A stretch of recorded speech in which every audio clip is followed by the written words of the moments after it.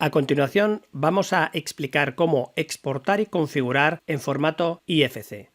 Lo primero que tenemos que preparar dentro del archivo Revit es una vista específica. En este caso estamos utilizando una vista tipo exportación Navisworks porque lo que vamos a exportar es similar.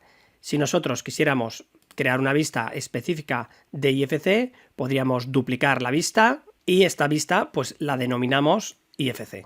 De tal manera que ya siempre tendremos esa referencia clara de qué es lo que vamos a exportar. A continuación nos iremos a Archivo, Exportar, y dentro de las posibilidades de la exportación de IFC, antes de exportar podríamos hacer una serie de configuraciones de mapeado.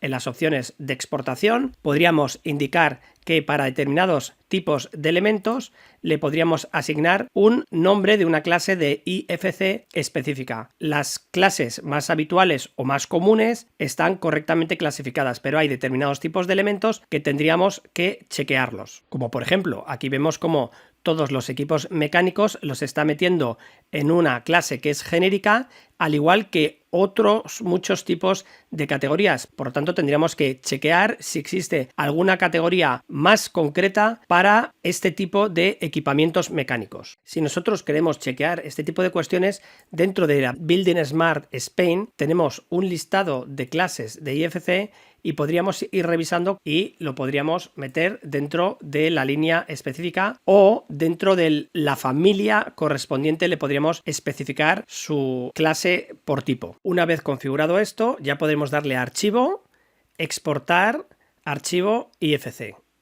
Dentro de la exportación del archivo IFC, lo primero que tenemos que elegir es en qué formato vamos a exportar. Tenemos disponible desde IFC 2.2, 2.3 hasta el de los más actuales IFC 4. Si no sabemos en qué formato elegir, uno de los más habituales es IFC 2.3 Coordination View. También podemos, dentro de la configuración en sesión, podemos modificar la configuración y repasar los diferentes parámetros que estamos viendo en pantalla. Los más importantes son si vamos a dividir los elementos por nivel. Para ello, los niveles estarán definidos si son estructurales o niveles de piso. Y el IFC divide por aquellos que son niveles de piso. Podemos incluir elementos de acero. Muy importante chequear la fase del proyecto, el tipo de archivo. Vemos que hay diferentes posibilidades. Algunos de ellos son comprimidos. Podemos exportar elementos 2D de vistas de plano. También podremos llevarnos información como exportar las habitaciones en 3D. Dentro del conjunto de propiedades, si en el archivo de Revit se han incluido parámetros específicos identificados como PSETs, se podrán exportar conjuntos de propiedades. Se podrá indicar un nivel de detalle determinado, con bajo medio es más que suficiente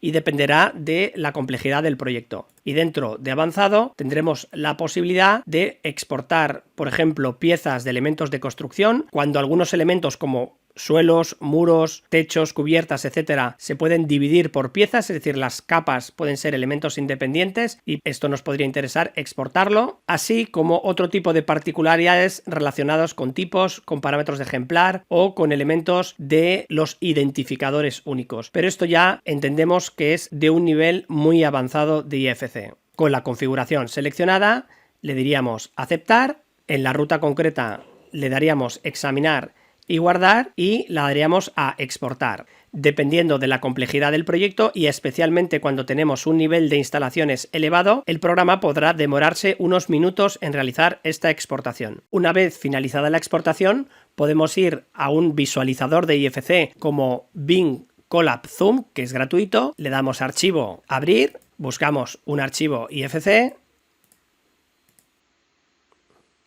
y podemos comprobar el archivo exportado. Chequearemos la información y podremos ver cómo algunos elementos pueden tener alguna exportación extraña en la geometría. Simplemente tendríamos que revisar a qué se debe esto. Posiblemente sea algún tipo de geometría que no ha sabido interpretar. Si no nos supone mayor problema dentro del análisis del proyecto, podríamos continuar. Si diera una distorsión muy elevada, pues tendríamos que buscar la forma de corregir este tipo de circunstancias. Y con esto hemos visto cómo configurar y exportar archivos IFC.